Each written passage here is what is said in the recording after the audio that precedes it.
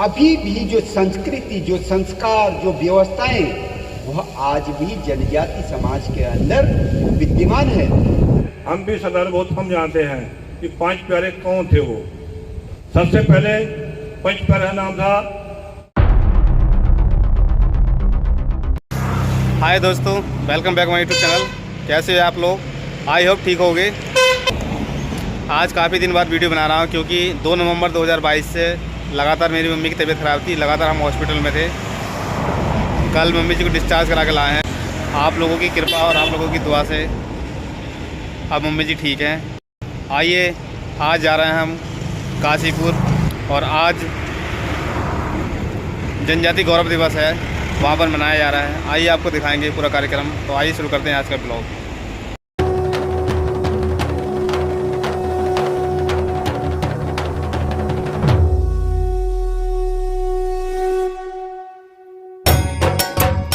दोस्तों, जनजाति समाज के नायक भगवान बिरसा मुंडा जी के जन्मदिन पर पूरे देश में जनजाति गौरव दिवस मनाया जाता है। इस वीडियो में आपको बहुत कुछ सीखने को मिलेगा, बहुत कुछ इतिहास जानने को मिलेगा जनजाति के बारे में। तो कृपया इस वीडियो को पूरा देखें। माननीय भाई साहब, अमरनाथ जी से निवेदन करूंगा कि आप भी अपना मंच पर स्थान ग्रहण करेंगे। देखिए दोस्तों, अतिथियों का मान सम्मान करते हुए कार्यकर्ता, और इस वीडियो के अंत में आपको 75 ऐसे जनजाति के नायकों से मिलाएंगे और उनका क्या इतिहास है, सब कुछ आपको दिखाएंगे इस वीडियो में। और इस वीडियो में आपको बहुत कुछ सीखने को मिलने वाला है। माँ बाल सुंदरी की कहानी, भगवान बिरसा मुंडा की कहानी मिलने वाली है। तो इस वीडियो को अंत तक देखें। आइए अब जानते हैं जनजाति समाज का गौरवशाली इतिहास और जनजाति समाज की गौरवशाली कहानी वक्ताओं द्वारा। इतिहास की पुस्तकों में है कि जो बलूचिस्तान में माँ हिंगलाज भवानी का मंदिर है, तो ये धारा नगरी के जो पवार वंश के लोग थे, भोज की महाराजा भोज की 16वीं पीढ़ी में आते हैं उनके वंशज। तो ये माँ हिंगलाज भवानी के उपासक माने जाते हैं। तो वहाँ के राजा जो राजघराने के जो महलक देव थे, उनके 2 पुत्र उदयजीत सिंह और राजा जगतदेव सिंह। तो ये मुगलों के आक्रमण के शासन काल में तो मालवा राज्य और धारानगर 2 राज्य आते थे। तो वहाँ के जो महलक देव थे, तो उनके मुगलों ने जो उस पर आक्रमण किया, तो उनकी सहायता के लिए राजा उदयजीत सिंह गए थे। तो उनकी बड़ी विशाल सेना मुगलों की, उन्होंने मालवा पर राज्य कर लिया। उन्हें लगा कि अब ये धारानगर भी मतलब बचेगा नहीं। तो अपने स्वाभिमान की रक्षा के लिए और पूरा विचार विमर्श करने के बाद में राजा उदयजीत सिंह उनके अपने पिता के साथ में, मौलक देव के साथ में वहाँ रहे। और राजघराने के कुछ जो सैनिक और रानियाँ, जितने भी राजघराने के परिवार थे, उनको वहाँ से जाने के लिए कहा। तो वहाँ धारा नगरी से पहले वो सैनिक और राजघराने का परिवार पहले उज्जैन गए। उज्जैन से फिर वो माँ भवानी के जो हिंगलाज भवानी के उपासक थे, बलूचिस्तान गए। वहाँ से उसकी शक्ति लेकर के, आराधना लेकर के, उसकी बाल प्रतिमा को लेकर के वो उज्जैन होते हुए यहाँ जो पीपली स्टेट है, पीपली स्टेट पहले पीपली जंगल बोला जाता था, गदरपुर के पास में, जंगलों से होते हुए राजा जगतदेव जी जो उनके छोटे भाई ने वहाँ अपना पड़ाव डाला था। और वहाँ भी अभी मंदिर है जो भग्न अवशेष वहाँ पर मिलते हैं। वहाँ पर वो मूर्ति की प्रतिमा स्थापित की थी। वहाँ पर भी आक्रमण किया और संघर्ष करते हुए उस प्रतिमा को लेकर के कहते हैं कि यहाँ पर राजा जगत देव जी ने पड़ाव डाला और इसमें गोपाल प्रतिमा जो स्थापित की बुकसार का उसको उसके पुजारी के रूप में निश्चित किया था और कालांतर में फिर वो जो अग्निहोत्री परिवार है जो आजकल पुजारी के रूप में उनको सौंपा था। तो ये उज्जैन के होते हुए प्रतिमा आई थी, इसलिए उस शक्तिपीठ का नाम ही उज्जैनी शक्तिपीठ है और ये माँ हिंगलाज भवानी की बाल प्रतिमा का रूप है, इसलिए जो हम लोग पूजा करते हैं। तो ये इतिहास में इतिहासकारों ने ये बताया है, ये सबको पता है। जनजाति के वीरों का इतिहास इस भारत को नहीं पढ़ाया गया। आज व्यवस्था बदल रही है, आज हम इतिहास को बदलने वाले हैं। आज संगठन निरंतर संघर्ष कर रहा है और जिन लोगों ने भारत के गौरव को बढ़ाने के लिए, भारत की संस्कृति की रक्षा के लिए अपना जीवन दिया, अपना सर्वस्व न्योछावर किया, उन लोगों को वह स्थान वह सम्मान दिलाने का काम, दिलाने का दायित्व हम लोगों के ऊपर है और हम यह काम कर रहे हैं। और इस काम की शुरुआत पिछले वर्ष जनजाति गौरव दिवस के रूप में भगवान बिरसा मुंडा के जन्मदिन को स्वीकार करके इस कार्य का प्रारंभ हो गया। धरती पुत्रों का इस भारत की संस्कृति की रक्षा के लिए अपना सब कुछ जीवन लगाने वाले ऐसे वीर महापुरुषों का, वीर जाति का वह गौरव वह सम्मान उसको दिला करके भारत के इतिहास को महानता की ओर ले जाना चाहता है। यह काम हम निरंतर करते आ रहे हैं।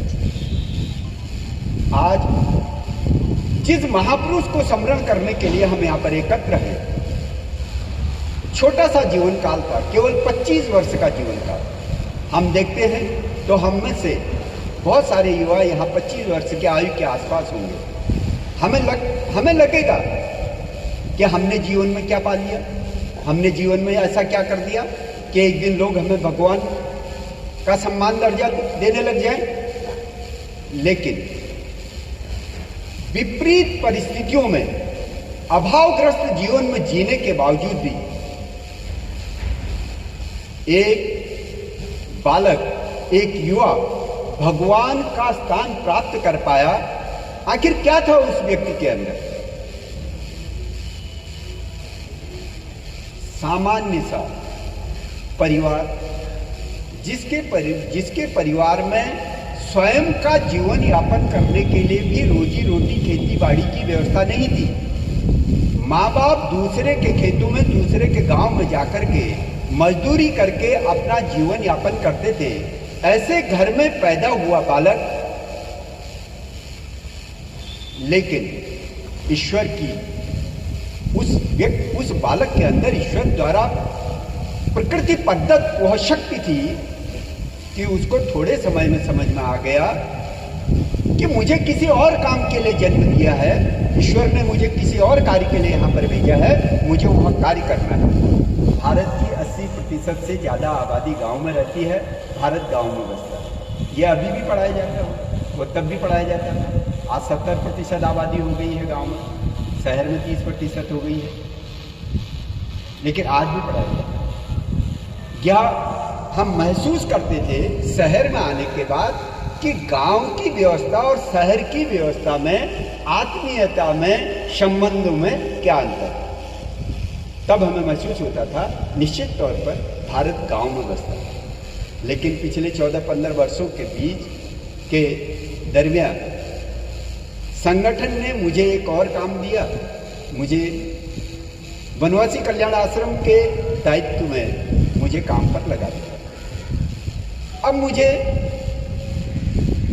अपने प्रांत में, देश के दूसरे क्षेत्र में जनजाति समाज के बीच में काम करने का अवसर मिला, जनजाति लोगों के बीच में काम करने का अवसर मिला। तो मुझे यह परिभाषा बदलती हुई दिखी। मुझे लगा कि भारत गांव में बसता है, वास्तविक भारत जनजाति गांव में बसता है।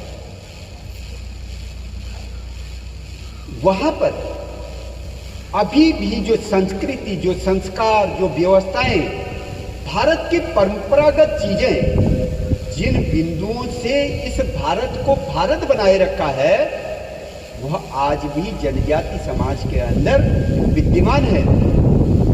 आज सामान्य गांव में चले जाएंगे, सामान्य वर्ग के गांव में चले जाएंगे, आपको बहुत कुछ बदला हुआ लग रहा है, लेकिन जब जनजाति गांव के अंदर जाते हैं तो बहुत कुछ अभी भी भारत भारत लगता है। थोड़ा सा परिवर्तन हुआ है, वह भारत स्थायी रह सके, जो परंपरागत भारत है वह स्थायी रह सके, इसलिए हमें इन बिंदुओं पर काम करना होगा। उस समाज के स्वाभिमान को, उसकी संस्कृति को, अपने संस्कृति के प्रति, अपनी देश के प्रति, अपनी भाषा के प्रति गौरव को जगाना होगा। जब हम गौरव जगाएंगे तो वह स्थायी हो पाएगा। जब वह स्थायी हो पाएगा तो यह भारत की सेवा होगी, भारत की संस्कृति की सेवा होगी, भारत के धर्म की सेवा होगी। इतना सा निवेदन करके मैं अपनी बात अभी पूर्ण करता हूँ। धन्यवाद। साहब ने जो हमें आज बताया है, हम उसको ध्यान में रखते हुए उसका अनुसरण करेंगे। बिरसा मुंडा जी के जन्मदिन को और उन्होंने जनजाति गौरव दिवस के रूप में मनाने का निर्णय लिया है। हम सभी जानते हैं कि जनजाति गौरव दिवस या जनजाति समाज की अपने समाज में गौरव एक लंबे समय से है। मेरे से पूर्व वक्ताओं ने हम सबको रामायण काल से लेकर और अब तक के ऐतिहासिक उल्लेख करके उस संदर्भ में प्रकाश डाला। मैं भी उनकी बातों से सहमत हूँ कि वास्तव में भील जनजाति से लेकर और किस प्रकार से रामायण काल से लेकर और अब तक इस प्रकार से इस जनजाति समाज ने भारत के विकास में अपना महत्वपूर्ण योगदान दिया। जो देश को आजाद कराने के लिए जनजाति और जितनी जातियां हैं, सबसे ज्यादा बलिदान उन्हीं का है। 1699 में गुरु नानक देव जी ने 5 प्यारों को अमृत शाह से सिख बनाया था, खालसा पंथ की स्थापना की थी। इतिहास दबाया हुआ है, ना आप जानते हैं, हम भी सरदार बहुत हम जानते हैं कि 5 प्यारे कौन थे। वो सब जनजाति के लोग थे। सबसे पहले 5 प्यारे का नाम था दयाराम जी, वह कुम्हार परिवार से थे। दूसरे भाई धर्म सिंह, वह जाट परिवार से थे। तीसरे 5 प्यारे थे जो, वह भाई हिम्मत सिंह, वह धोबी परिवार से थे। जो चौथे थे भाई मोहम सिंह, मोहम राम थे उसमें, वह नाई परिवार से थे। 5वें भाई साहेब सिंह, वह खत्री परिवार से थे। गुरु गोबिंद सिंह ने सन 1699 में जब खालसा पंथ की स्थापना की, इतिहास बताता है, उन्होंने पूरे देश से बड़े स्तर में लोगों को वहां बुलाया कि हमें देश को आजाद कराने के लिए मोहनों से सभी इकट्ठा होने पड़े। बहुत बड़ा पंडाल था। उन्होंने कहा कि देश की आजादी के लिए मुझे एक शीख चाहिए। सभी लोग दाएं बाएं देखने लग पड़े। देखिए, सबसे पहले जो आए वो भाई दयाराम जी थे। इसी प्रकार 5 प्यारे जो आए, उन्हें अपना बलिदान दिया। गुरु गोबिंद सिंह ने अमृत छकाया। उनके बाद ही खालसा पंथ की सिख पंथ की स्थापना हुई। इसी प्रकार सरकार ने जितने इतिहास हैं सबको दबाया हुआ है। अब चलो, बड़ा देश का सौभाग्य है, हमारा सौभाग्य है कि हमें ऐसे प्रधानमंत्री मिले हैं जो कि पुराने जो इतिहास दबा हुआ था उसे सबके सामने लेके आ रहे हैं, सबको बता रहे हैं। 15 नवंबर पिछले वर्ष जो सरकार ने इसे सार्वजनिक करा है, ये हमारे समाज के लिए बहुत ही एक सराहनीय कार्य था। जो सभी ने वक्ताओं ने बताया कि जो जनजाति समाज है इसने रामायण से लेकर महाभारत और जो अपने मुगलों से और अंग्रेज़ों से सभी से युद्ध किया और वो कभी हार ना मानी, ना मुगलों के सामने जो है वो डटे रहे और अंग्रेज़ों के सामने भी डटे रहे, जिनका बहुत बड़ा योगदान था अपनी आज़ादी की उस लड़ाई में। लेकिन जो पहले सरकार रही उन्होंने इसे दबा के रखा।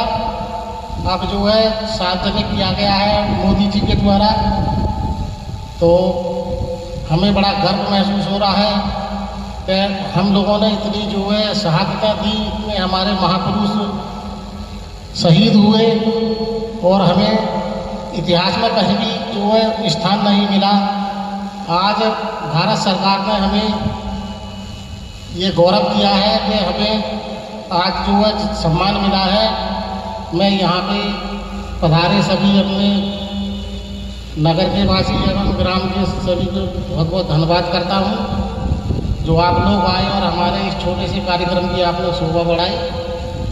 धन्यवाद। जनजाति गौरव दिवस में आए हुए एसटी हॉस्टल काशीपुर के छात्र एवं सभी भाई बंधु देखिए एक साथ फोटो खिंचाते हुए। तो दोस्तों आइए अब आपको दिखाते हैं ऐसे जनजाति के 75 महानायक। ये देखिए यहाँ से लिस्ट चालू हो जाती है जनजाति के 75 नायकों की। देखिए इनकी तस्वीर है और तस्वीर के नीचे इनका जीवन परिचय और इतिहास लिखा गया है। आप बारी बारी से देख सकते हैं, पढ़ सकते हैं इनका इतिहास। वीडियो को रोक कर आप इनका इतिहास पढ़ सकते हैं। तो दोस्तों इस वीडियो को अब हम यही समाप्त करते हैं। यदि आपको वीडियो अच्छी लगे तो लाइक करना, शेयर करना, कमेंट्स करना और हमारे चैनल में नए हैं तो सब्सक्राइब करना। मिलते हैं अगली वीडियो में, तब तक के लिए जय हिंद, जय भारत, जय देवी उत्तराखंड, जय जनजाति समाज, जय जनजाति नायकों की जय, भगवान बिरसा मुंडा की जय। तो देखिए तो इतिहास। Bye bye.